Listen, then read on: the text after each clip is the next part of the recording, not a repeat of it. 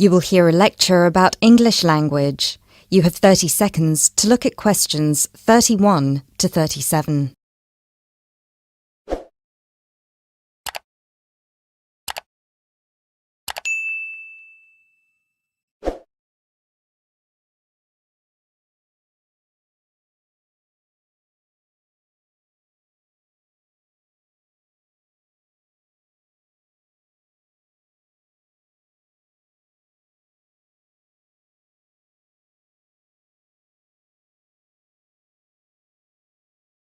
Those of you who were here last week will remember that we talked about the journey of the English language from its early Indo-European origins through to Old English, Middle English, and then to early and late modern English before it reached the form that it has today.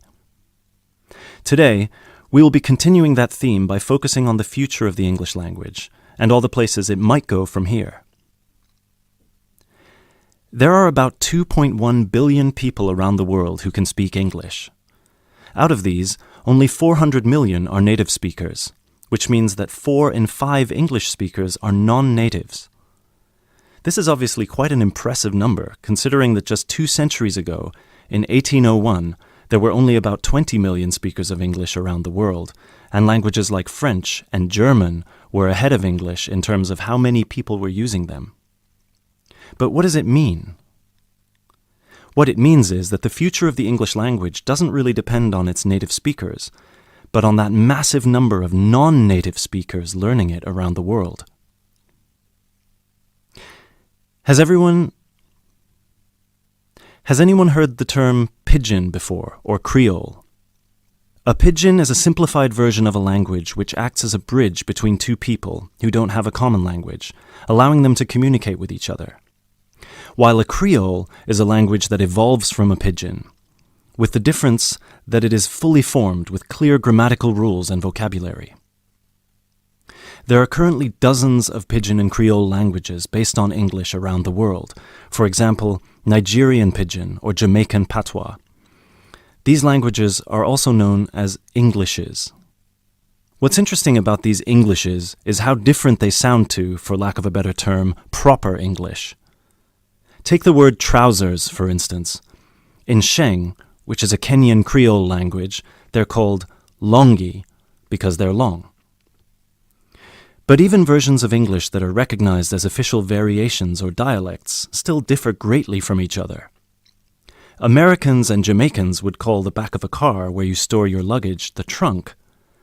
Britons, Australians, Canadians, and other Commonwealth countries would call it the boot. A subway in the UK is a tunnel under a road that allows pedestrians to cross safely.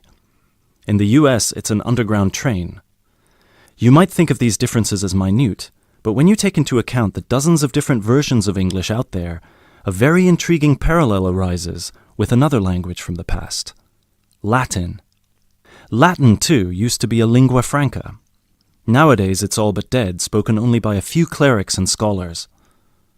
At some point in history, it splintered into various different languages which became known as Romance languages. For example, Spanish, Italian, or French.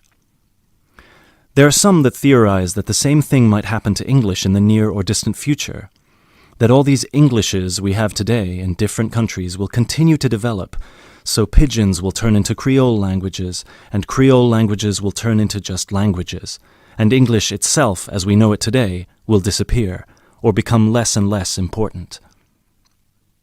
It's an interesting theory, if nothing else.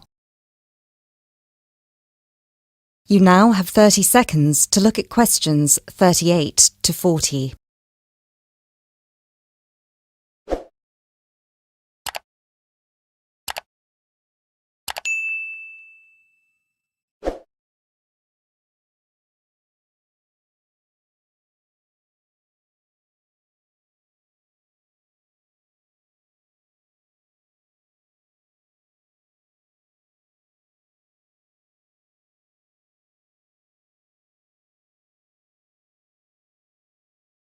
It makes sense that as English grows in popularity, countries, especially those with a strong sense of identity and tradition, will develop their own versions of the language, marked by the idiosyncrasies of their culture.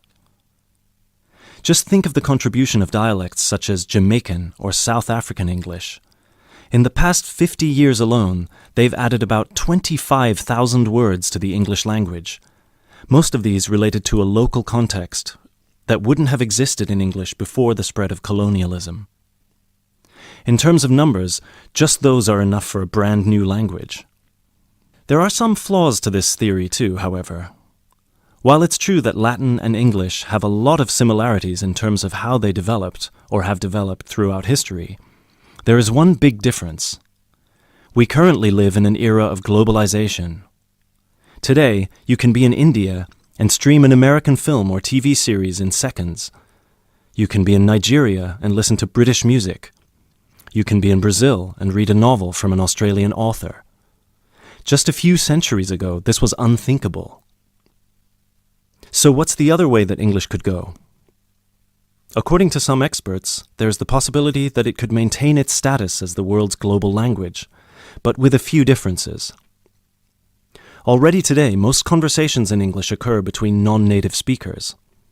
While many of these might be fluent, the majority probably only have an intermediate understanding of the language, devoid of the nuances, colloquialisms, and complex collocations that native speakers employ in their interactions.